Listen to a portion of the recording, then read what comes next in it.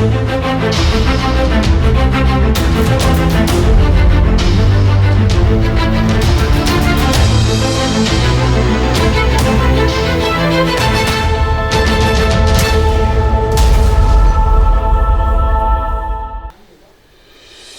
Next generation news channel में आप सभी का स्वागत है। मैं हूं आपके साथ सपना सिंह। आज आप देखेंगे मेरे साथ पुणे के दिन भर की सारी खबरें। क्या शहर में एक दिन छोड़कर एक दिन होगी पानी की आपूर्ति? शहर में पानी की आपूर्ति करने वाली खड़गवासला श्रृंखला परियोजना के बांधों में पानी की तेजी से कमी के कारण पानी की कमी का संकट पैदा हो गया है। इस पृष्ठभूमि के खिलाफ उपलब्ध पानी की समीक्षा करने और पानी के लिए योजना बनाने के लिए महापौर मुरलीधर मोहोल की अध्यक्षता में आज एक बैठक आयोजित की जाएगी। बैठक में एक दिन के भीतर पानी या अन्य विकल्पों पर निर्णय लेने की संभावना है। यह बैठक निगम के जल आपूर्ति विभाग और जल संसाधन विभाग के अधिकारियों के साथ होगी। इस बीच पानी की कमी, दिन के समय पानी की आपूर्ति या पानी की आपूर्ति में कमी के कारण नगर निगम द्वारा विचार किया जा रहा है। बांध श्रृंखला के जल ग्रहण क्षेत्र में लंबे समय तक बारिश के कारण जो शहर को पानी की आपूर्ति करता है, वह बांधों में पिछले साल की तुलना में 16 मिलियन क्यूबिक फीट कम पानी है। इससे शहर में जल संकट और बढ़ गया है। जल संसाधन विभाग पहले ही नगर निगम को निर्देश दे चुका है कि वह पानी का इस्तेमाल कम करें, जबकि बांधों में पानी का भंडारण कम हो रहा है। 22 दिन हुई मरीज के दोहरीकरण की अवधि। पुणे, पिंपरी चिंचवड़ और बाकी ग्रामीण इलाकों में कोरोना रोगियों के दोहरीकरण की अवधि अब 22 दिन हो गई है। विकास दर 3% है, जबकि पुणे एक महीने की आखिरी तिमाही में हर 1.5 लाख आबादी के लिए दैनिक परीक्षणों में देश का नेतृत्व कर रहा है। प्रशासन ने सोमवार को यह भी कहा कि पुणे में कोरोना रोगियों की संख्या अगले 3 से 4 सप्ताह में कम होने की संभावना है। पुणे, पिंपरी चिंचवड़ और बाकी ग्रामीण इलाकों में दैनिक परीक्षणों की संख्या 25 जून से बढ़ा दी गई है। परिणाम स्वरूप बड़ी संख्या में कोरोना के रोगी पाए जा रहे हैं और प्रशासन उनसे संपर्क करने के लिए एक व्यक्ति को खोजने में सफल हो रहा है। परिणाम स्वरूप 25 जून से शहर और जिले में प्रतिदिन कोरोना रोगियों की संख्या मुंबई सहित राज्यों के अन्य जिलों की तुलना में अधिक रही है। एक महीने की अंतिम तिमाही के लिए पुणे हर 10 लाख की आबादी के लिए दैनिक परीक्षणों में देश का नेतृत्व कर रहा है। प्रति 1 लाख जनसंख्या पर दैनिक परीक्षणों की संख्या महाराष्ट्र में 391, मुंबई में 612 और पुणे में 919 है। पुणे के निवासियों के लिए अच्छी खबर, रोगियों की संख्या घटी। कोरोना के संबंध में पुणे निवासियों के लिए एक सातत्य घटना सोमवार को हुई। शहर और जिले में नए रोगियों की संख्या बहुत कम हो गई है। सोमवार को दिन के दौरान जिले में नए रोगियों की संख्या 2 से कम हो गई है और पुणे शहर में रोगियों की संख्या 1000 से कम हो गई है। रविवार को रोगियों की संख्या की तुलना में सोमवार को जिले में 1000 से अधिक और पुणे शहर में 981 नए मामले सामने आए। सोमवार को पुणे शहर में 781, पिंपरी चिंचवड़ में 748, जिला परिषद क्षेत्र में 274, नगर पालिका क्षेत्र में 44 और छावनी बोर्ड में 151 मामले सामने आए। इस बीच एक ही दिन में 45 मरीजों की मौत हुई। परिणाम स्वरूप अब तक मरने वाले रोगियों की संख्या 2129 हो गई है। यह आंकड़ा रविवार को रात 9 बजे से सोमवार रात 9 बजे का है। पुणे में नए रोगियों की तुलना में अधिक रोगी हुए कोरोना मुक्त। 1000 से अधिक नए कोरोना रोगी आज पुणे में पाए गए। इसमें पुणे शहर में 1781 मरीज और पिंपरी चिंचवड़ में 8748 मरीज शामिल हैं। पुणे शहर में 18 और पिंपरी चिंचवड़ में 20 लोगों की मौत हो गई है। इस बीच आज नए रोगियों की संख्या की तुलना में ठीक होने वाले रोगियों की संख्या अधिक है। दिन के दौरान 2249 लोग घर पर रहे। दोनों शहरों में मरीजों की संख्या में कमी से कुछ राहत मिली है। पुणे में सोमवार को RT-PCR और सुरमा परीक्षण के लिए 4604 संदिग्धों का नमूना लिया गया। परीक्षण के लिए अब तक 2 लाख से अधिक लोगों के नमूने लिए गए।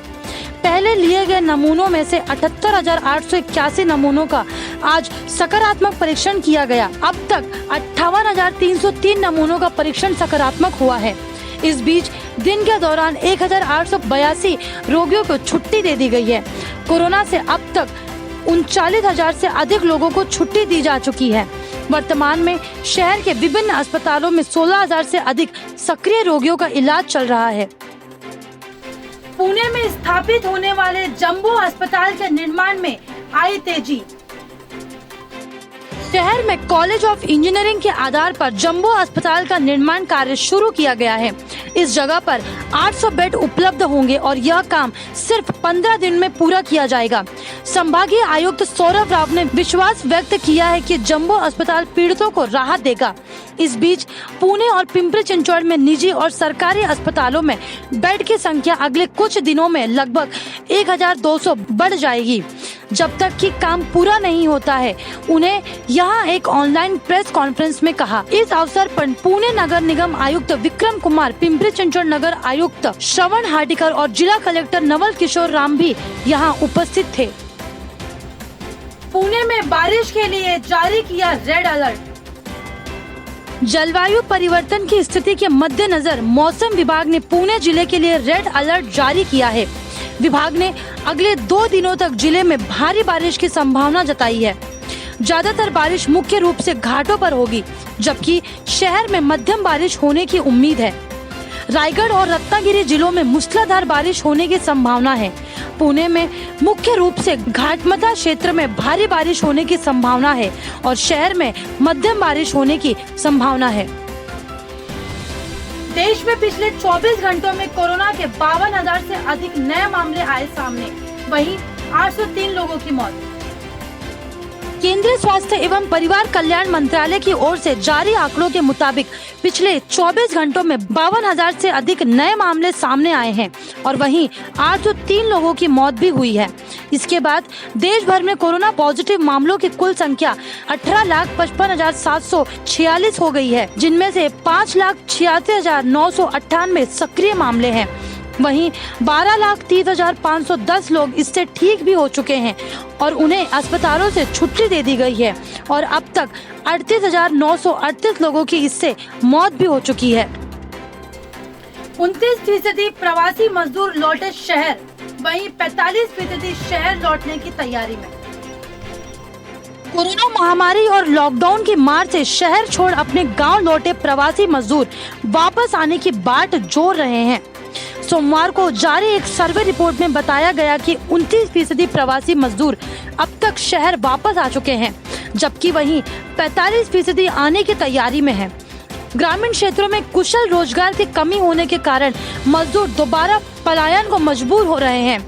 कई सामाजिक संस्थाओं के 11 राज्यों में 4,000 से अधिक ग्रामीण परिवारों के बीच कराए सर्वेक्षण में शामिल 1,196 प्रवासी मजदूरों के परिवारों ने शहर छोड़ने का दुख जताया है। इनमें से 74% परिवारों ने कोरोना महामारी के कारण पैदा हुई परिस्थितियों की वजह से गांव का रुख किया था। अभी तक 29% मजदूर शहरों को वापस लौट चुके हैं और गांव में रह रहे शेष 45% परिवार का कहना है कि वे जल्द वापस शहर जाना चाहते हैं। ग्रामीण क्षेत्र में उनके लायक रोजगार नहीं होने से महामारी के बीच ही दोबारा शहर लौटना पड़ रहा है। गांव पहुंचे कई मजदूरों को निर्माण आदि से जुड़ा काम मिल गया है, लेकिन 80% को उनके लायक काम नहीं मिल पा रहा है। WHO ने चेताया, हो सके कभी न मिले कोरोना का निदान। कोरोना महामारी ने पूरी दुनिया को अपनी गिरफ्त में ले रखा है। पूरा विश्व इस मर्ज की दवा इजाद करने की पूरी ताकत से जुटा है। ऐसे में विश्व स्वास्थ्य संगठन ने एक डरावनी चेतावनी जारी की है। स्वास्थ्य संबंधी दुनिया के सबसे बड़े संगठन का कहना है कि वैक्सीन बनने में दृढ़ विश्वास के बीच संभव है कि कोरोना महामारी का प्रभावी समाधान कभी न निकले। साथ ही कहा, हो सकता है कि सामान्य स्थिति बहाल होने में लंबा वक्त लगे। दुनिया भर में 1.81 करोड़ से ज्यादा लोग इस महामारी से प्रभावित हैं और करीब 6.88 लाख से ज्यादा लोगों की अब तक इससे मौत हो चुकी है। WHO के महानिदेशक टेड्रास एधनोम हेगेयर्स और संगठन के आपातकालीन प्रमुख माइक रयान ने सभी देशों के स्वास्थ्य उपायों को सख्ती से लागू करने का आह्वान किया है, जिसमें मास्क पहनना, सामाजिक दूरी, हाथों की सफाई और जांच शामिल है। टेड्रोस ने जेनेवा स्थित मुख्यालय में वर्चुअल प्रेस वार्ता में कहा कि सभी लोगों और सरकारों को संदेश बिल्कुल स्पष्ट है कि उक्त सभी उपायों को अपनाएं। उन्होंने कहा कि फेस मास्क को दुनिया भर में एकजुटता का प्रतीक बनाना चाहिए। अब रेलवे की नौकरी पर संकट, नॉन सेफ्टी स्टाफ के 50% सीट किए खत्म।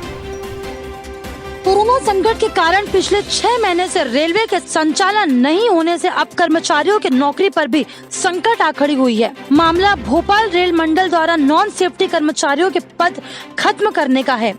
रेलवे ने 50% नॉन सेफ्टी स्टाफ के पद को खत्म कर दिया है। इसके कारण आने वाले समय में लगभग 700 लोगों की नौकरी पर खतरा मंडरा सकता है। मीडिया रिपोर्ट्स के मुताबिक भोपाल रेलवे ने नॉन सेफ्टी स्टाफ के कुल रिक्त पदों में से 50% पदों को खत्म कर दिया है।